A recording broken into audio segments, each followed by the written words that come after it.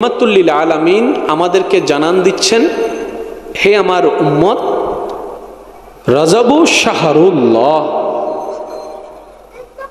রজব মাস আল্লাহর মাস। ওয়া শাবানু শাহরি, রজবের পরে যে মাসটা আসবে সেটার নাম শাবান, ওই শাবানটা আমি নবীর মাস। তাহলে রজব আল্লাহর, জোরে বলেন রজব আল্লাহর, শাবান নবীর। ইয়া রাসূলুল্লাহ, রজবের পর তো শাবান, শাবানের পরে তো রমজান। আমার নবী বলে রমাদান শাহরু উম্মতি,